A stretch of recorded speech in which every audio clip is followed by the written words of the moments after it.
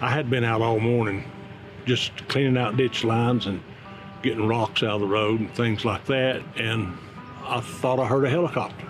And how do they fly a helicopter in this kind of rain?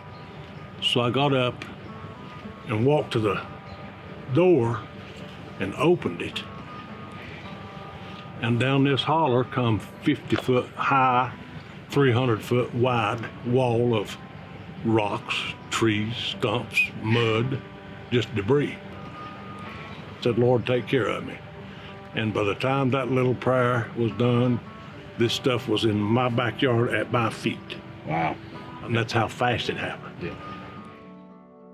So I think we anticipated the disaster was going to be, pretty significant, but we weren't sure of the, circumstances that we were going to run into out here and the challenges we were going to face. The biggest thing when we got here was the devastation that has happened from the hurricane, the washouts, the road closures, everyone scrambling to help one another. And what we encountered with this landslide, we lost power lines, water, internet, and their roads were completely washed out. When I heard about the hurricane and knew the kind of disaster we were encountering, that first thing that came to my mind was to keep people safe.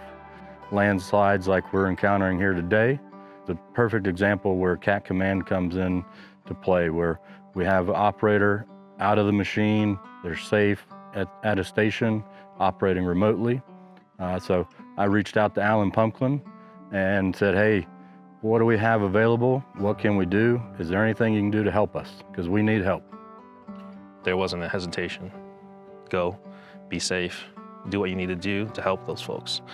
We bring a unique product where we can do work efficiently and productively without putting operators in harm's way. The concern with that slide is you can be operating on that material and potentially run into an instance where it could slide again on you. The great thing about Command, especially in applications and disasters like this, is taking the operator out of the harmful situation and put that machine up where is needed to help out in areas that the operator's life could be endangered.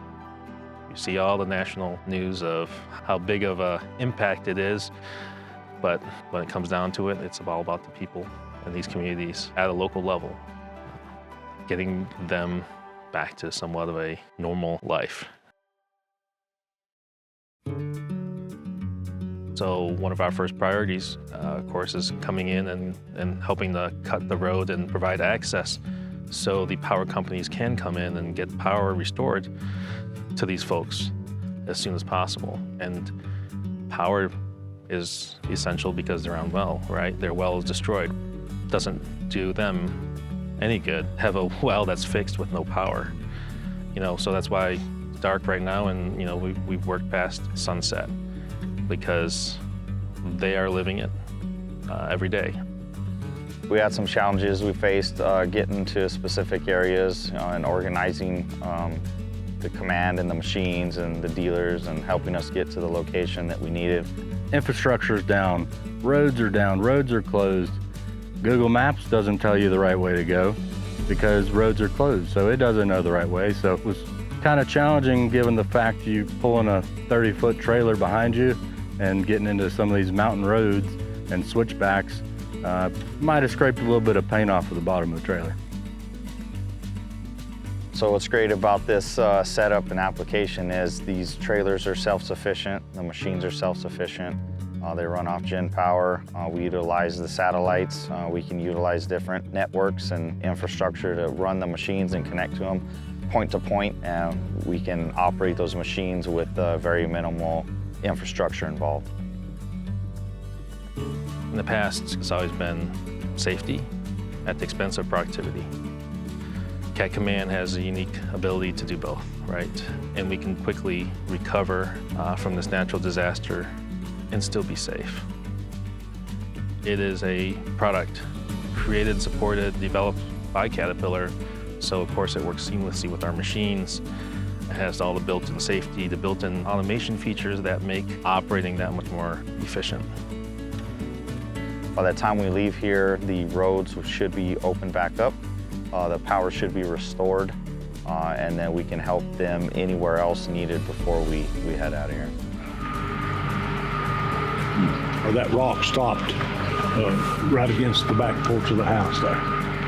Well, we're here to try to help do what we can. Get your road in, get some power.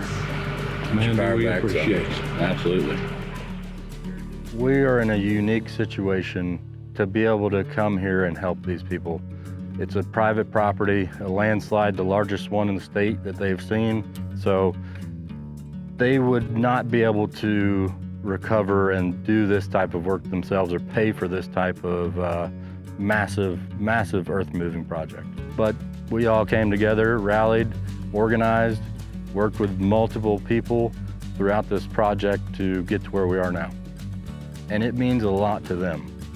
And that is giving back in its true form.